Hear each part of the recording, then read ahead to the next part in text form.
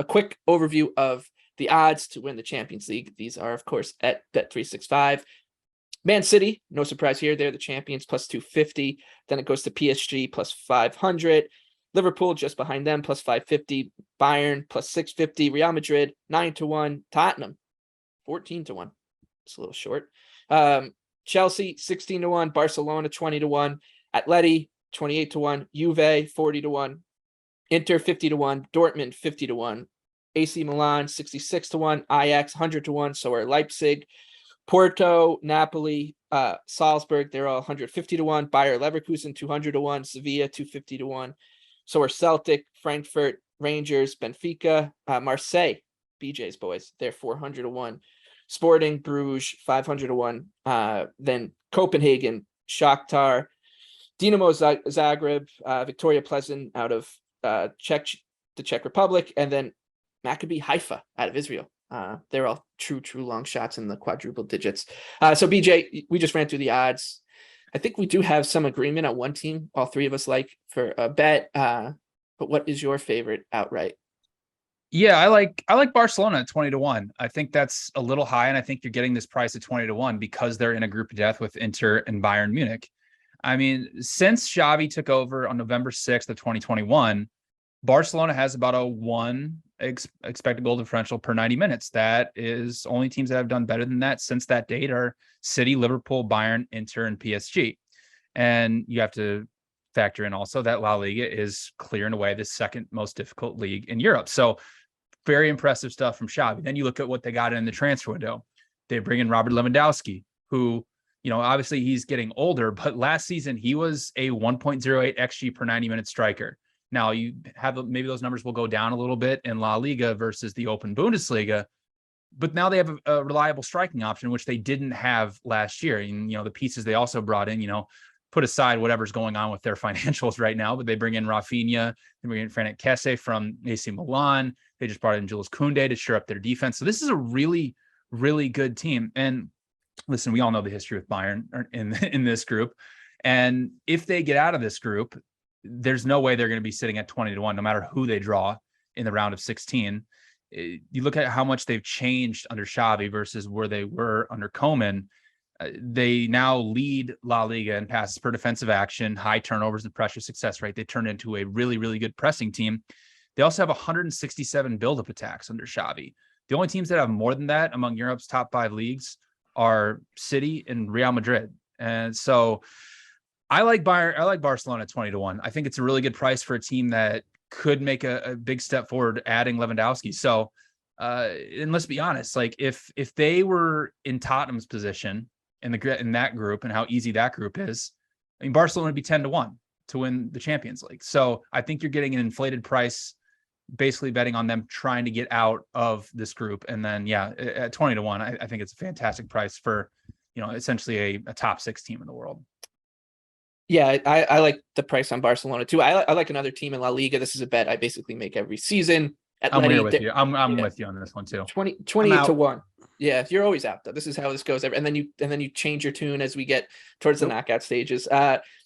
Here's their group: Bruges, Porto, Leverkusen. They're minus 350 to advance. They should get through that. Remember last year they took City to the wire. They lost 1-0 on aggregate across 2 legs in an absolute circus. At the Wander Metropolitano at the end there. But that's what they do. They're just a really tough team to knock out in these one-off legs. So that's why I like buying them. Last 3 seasons, of course, this is La Liga, so it's a much more defensive league, but 43 goals against, 35.8 expected goals. The previous year, 25 against on 35.7 expected goals. And then the year before that, 27 goals against, 35.5 expected goals. So this is just a defensive powerhouse under Simeone. We know that. They're just an absolute bear to deal with as we get deeper in the competition, and they'll get there. Maybe a little bit of a kinder draw for Atleti this time around, and who knows? We'll see them make a little bit of a run. Anthony, you also like Barcelona, so I think all 3 of us will be in on that one, but you have another one for us. Yeah, I took Barcelona this morning. I think that group is really fascinating, of course, because of Inter and because of Barca and because of Bayern and how that plays out and who gets first will have a major impact on the seeding, right? Because of how the the draw works. If you win your group, you get a much easier, most likely get a much easier, and this year especially, you get a much easier, round of 16 match, and that helps your odds. But the reality is, BJ mentioned the additions. In-house, Barca has a lot of interesting pieces between Pedri, Gavi, and Fati. I think they have three extremely young, encouraging profile midfielders who all could take steps forward this season. Pedri, obviously, we know what he can do. He had that incredible Euros. He looked a little bit, and he had a couple injury issues last year. He wasn't at his best, and I think a lot of that was fixture pile up. Well, this year he's going to get a full off season, and by the spring, post World Cup break, I think he could be back to his normal self. Fati missed so much time. His ability, he adds so much to this attack. And Ousmane Dembele is still at the club and looked excellent against Sociedad in their 4-1 win. And he is another guy who is kind of the post-hype breakout candidate, right? He, a lot of people claimed he was the third best player in the world a few years ago. He had so many injury issues, but when he's on the pitch, if he's healthy, I mean, he's an incredible winger. So I think there's a lot of pieces on this Barca team that give them an incredibly high ceiling and a pretty low floor, just because of the defensive woes that kind of still exist. And then the Xavi system has not necessarily covered those, but I think there's a good chance to, you're getting the floor on Barca here. I don't think you're getting the floor on Bayern, but I'm going to hope that they come in second in the group, and then I'm going to buy Bayern, because I do think they've looked incredibly impressive in the Bundesliga. Whatever you make of their dominance of a weaker league, so be it. But they still made additions with Musiala now, as their potential breakout superstar. I think he's going to be one.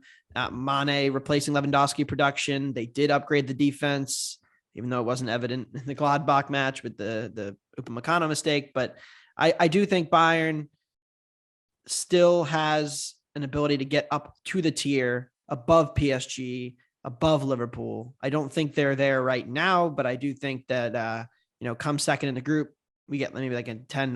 I'm going to be interested. So that's my other team that I'm looking to buy in again, after we were selling them so hard, the last couple of years with the famous submarines. But yes, I'm looking to buy some Bayern as well. So targeting that group. So now naturally Inter will win it because of that.